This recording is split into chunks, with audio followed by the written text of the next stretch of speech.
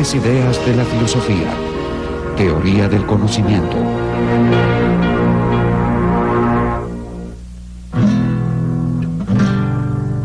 Detente por un momento y piensa en algo que para ti sea cierto, un hecho indiscutible.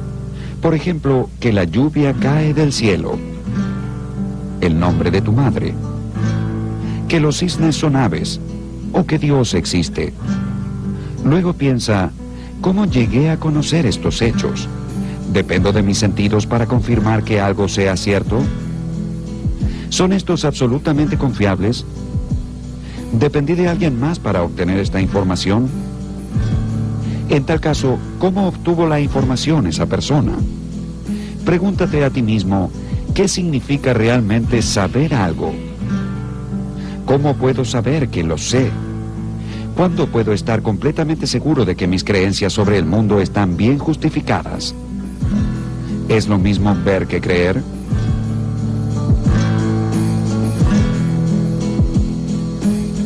There's a vase on a table. Supongamos que sobre la mesa hay una vasija.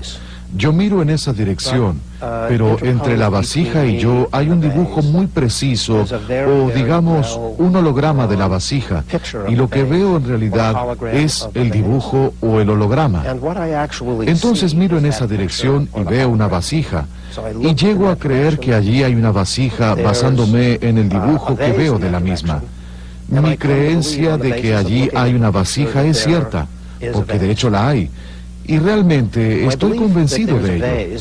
Y creo que si me preguntaran si sé que hay una vasija allí, diría que sí. Aunque por otro lado queda claro que si dijera algo así, estaría equivocado.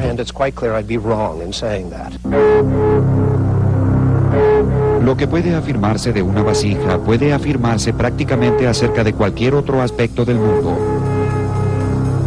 El estudio filosófico sobre la naturaleza y el alcance de lo que podemos saber es lo que se conoce como filosofía o teoría del conocimiento. La teoría del conocimiento aborda dos preguntas fundamentales. En primer lugar, ¿qué tienen en común las instancias del conocimiento? En otras palabras, ¿cuál es la naturaleza del conocimiento? Y en segundo lugar, ¿cuál es su alcance? La respuesta a estas preguntas presenta importantes consecuencias sociales. ¿Cómo podemos estar seguros de que alguien es culpable antes de enviarlo a la cárcel? ¿Los científicos amplían las fronteras del conocimiento o las van creando a medida que avanzan? Dependemos del conocimiento para tejer la trama de nuestra vida diaria, pero ¿en qué medida podemos confiar en aquello que denominamos conocimiento?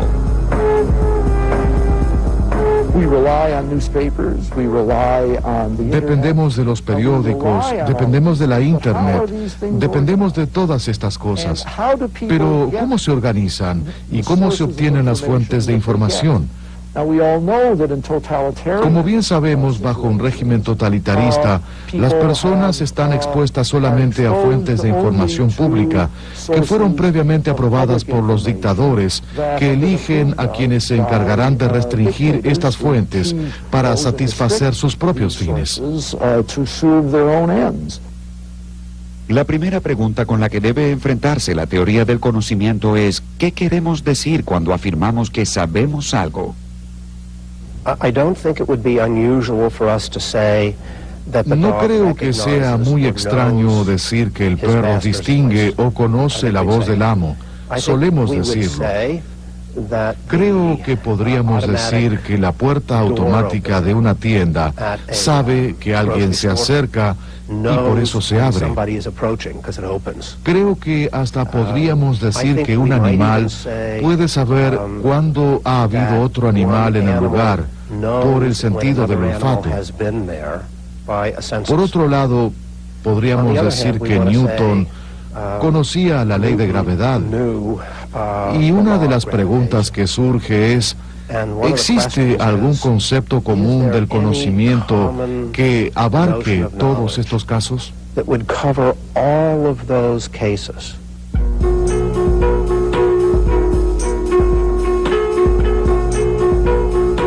El origen de la búsqueda humana para definir qué sabemos y cómo lo sabemos se remonta a la época de los filósofos clásicos griegos. En la República, Platón estudió cómo llevar adelante una buena vida. Y fue esta pregunta aparentemente sencilla la que lo llevó a explorar las bases verdaderas del conocimiento.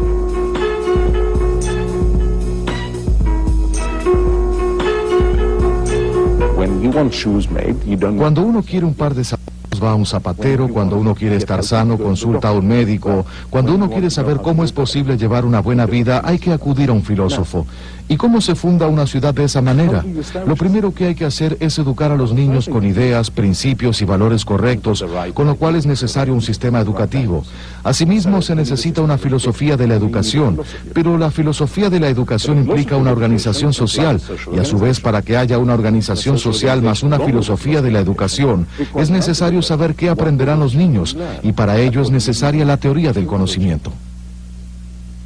Para enfatizar que lo que sabemos no debe adquirirse de manera accidental, Platón propuso una analogía en la que se compara el conocimiento con la obra de un artista sumamente habilidoso. Dédalo era un escultor que podía hacer estatuas semimágicas que se escapaban cuando uno se acercaba a ellas. Y Platón se pregunta lo siguiente: ¿por qué valoramos tanto al conocimiento? ¿Qué es lo que hace que el conocimiento sea tan valorado, incluso mucho más que la opinión o las creencias? ¿Por qué? Y aquí es donde surge la analogía. El conocimiento es una creencia verdadera, afianzada.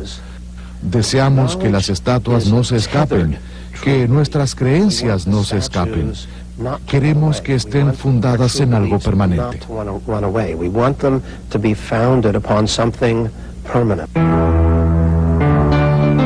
La República también contiene la famosa Alegoría de la Línea de Platón.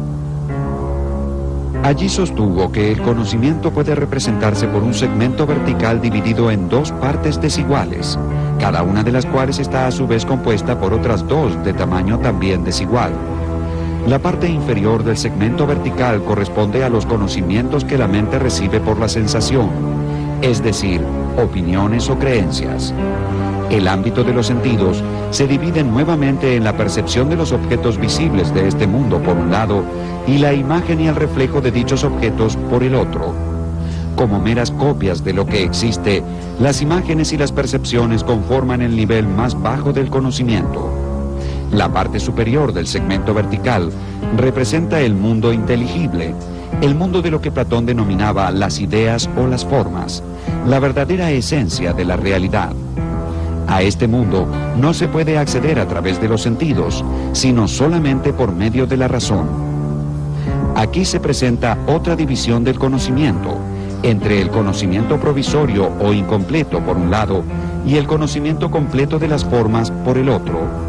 El episteme, conocimiento verdadero, solo puede producirse en el nivel más alto, donde lo verdadero y lo real son una misma cosa.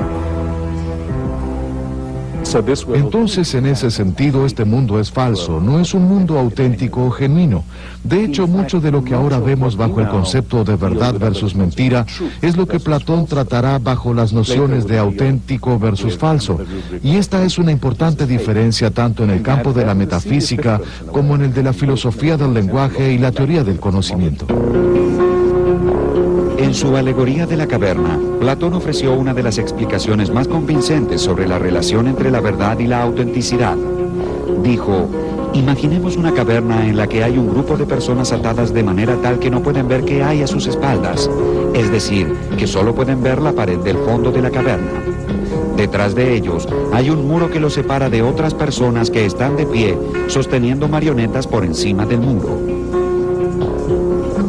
Detrás de estos titiriteros hay un